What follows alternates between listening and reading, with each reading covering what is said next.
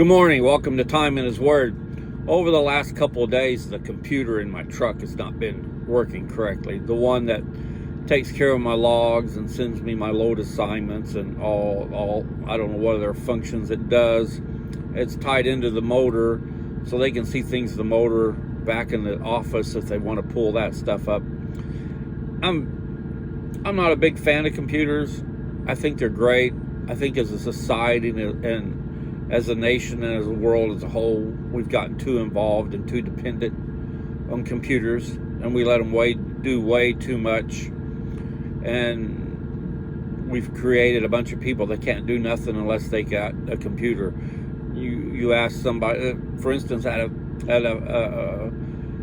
especially at a fast food restaurant, when high school kids are working in the evening time, if your meal comes to like $4.96, rather than getting 4 pennies back, you give them a penny, give them 501, so you get a nickel back. They can't do that. If they've already entered in the dollar amount and you give them that penny, they can't do that. They'll just give you that back, and they'll have that deer in the headlight look. And it's not just high school kids. There's adults that can't give change. I have to think about it at times, but then I don't work in an industry where I got to give change, so it's not second nature to me. And that's just one example. There's slowly in the trucking industry, because we don't use paper logs anymore. When our computers go down, we have to use paper logs. Well, the new drivers coming into the industry have never used paper logs. They don't know how. So there's an issue there. But yet that's part of our job, to know how to do paper logs. So what I'm getting at is we rely way too much. So anyway, I called the office, and they called the company that they get the computer through. So it was a three-way conversation. Those two started talking computer talk, and I had no clue when they were asking me a question, or even if they were, I had no clue what they were talking about.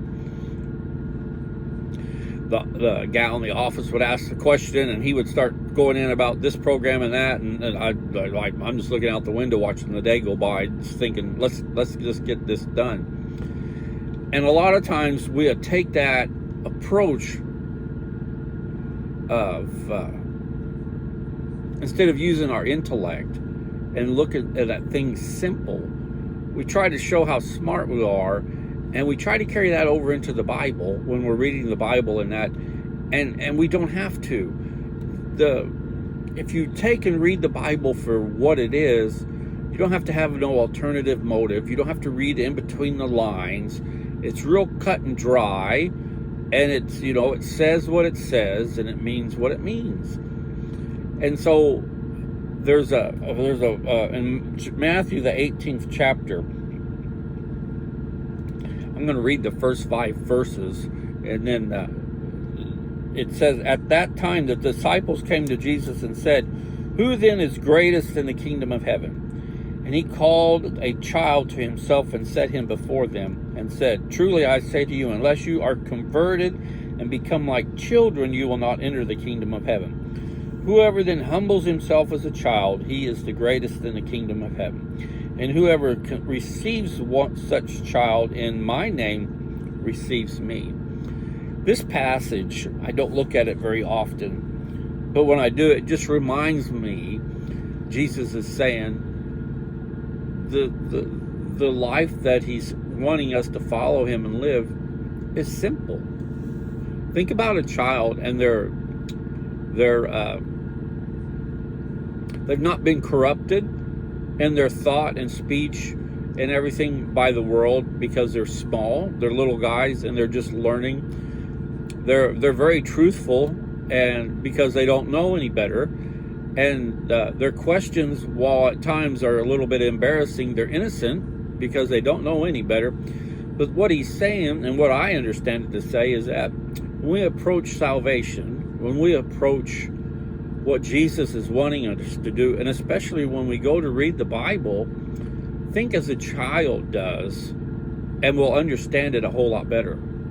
When we start putting our intellect and our so-called knowledge into it, we just mess it all up, and then it gets to be so muddied down, and we don't know what's being said. So just think about that.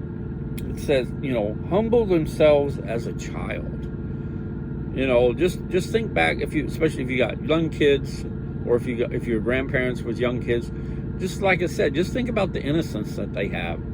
And I know, like I said, sometimes their questions are a bit embarrassing, or what have you, but it's simply because they don't know, and they ask as a child would. Anything I do, and I mentioned this the other day, I use that KISS formula. Keep it simple, stupid. Bill Riley, when he was on Fox News one time, said, if you can't write out an idea on a couple of pages of paper, then your idea is not really a good idea, because it's too hard to understand. He said you should be able to write your idea out in the simplest form in just a few sheets of paper. Really, he said one, front and back. But he said, but basically what he was saying is we have to keep things simple. And it's especially true in our lives, be it as a Christian or just in our daily routine. We have to look and think of things as being simple, face value for what they are, and quit looking for the alternative motive.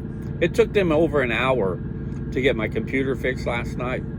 I didn't do nothing except sit there, and I had to have the truck running to power some component of the computer that has to have the truck running for getting its power from. But when it's all said and done, they fixed the support office is in Minnesota.